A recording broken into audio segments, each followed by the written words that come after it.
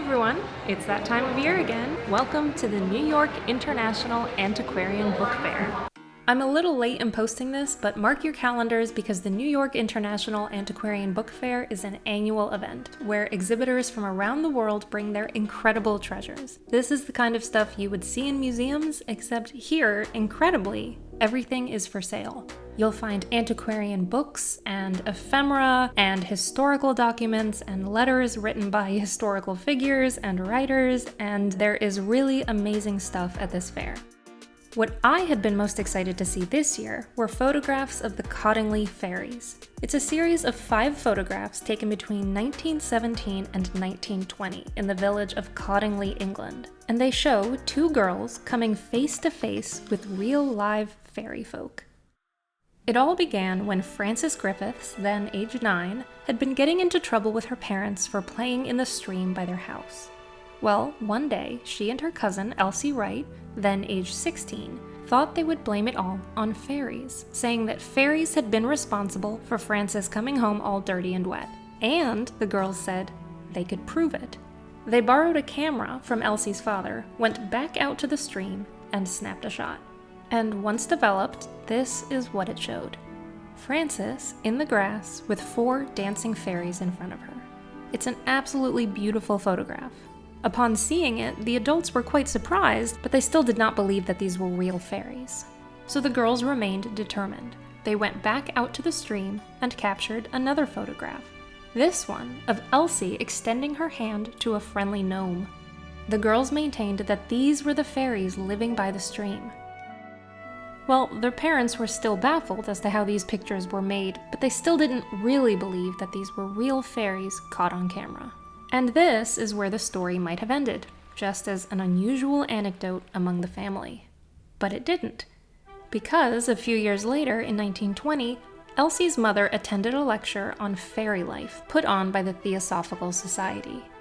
And the fact that she had 2 unexplained fairy photos came to the attention of the General Secretary, and that is when the buzz began. The 2 photos got passed around to experts. The glass plate negatives were inspected, and nobody could find any evidence of photo doctoring.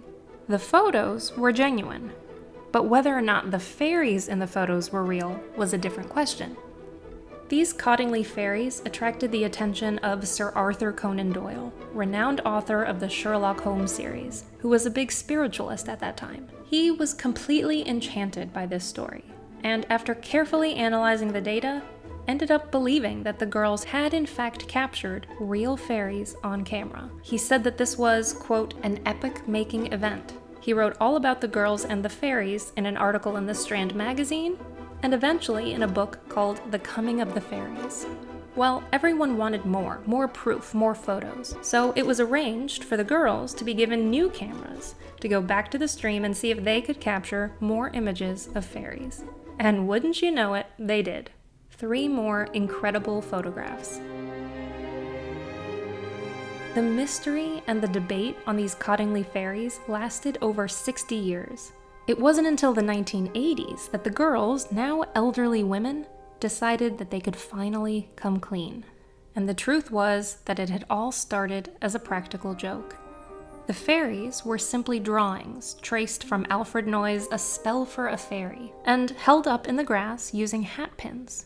The joke shouldn't have gone any farther than that, but it did. With all the media attention, including that of such a notable figure as Sir Arthur Conan Doyle, the girls had been put into a very awkward situation, and they were just in over their heads. They felt that they had to keep it up, and they kept the truth hidden for decades. The girls promised each other to wait to tell the truth until certain interested believing parties, chiefly Sir Arthur Conan Doyle, had passed away in order to save them the embarrassment of revealing it had all been a joke. And while now the hoax has been revealed and everyone knows the truth, the Cottingley Fairies' legacy has continued on as a very charming bit of fun between 2 young girls. Fun that got a little bit out of hand. However, as you see from my title, there is one catch. Frances maintained, until the day she died, that fairies in general were real, and that while most of the photos had been faked, the last one, where the fairies look kind of translucent, that photo was genuine. A real photo of fairies. Now, I know what I think, which is that these fairies look identical to the other ones, and their translucent nature is likely the result of a double exposure. But it is still kind of cute to imagine. The photographs that you see here were prints made by Harold Snelling for the Theosophical Society around 100 years ago, and for a cool $28,000, they could be yours. It's now 3 hours later. I guess we'll come home now. I had a wonderful time at the New York International Antiquarian Book Fair. Thanks for joining me, and I will see you in my next video.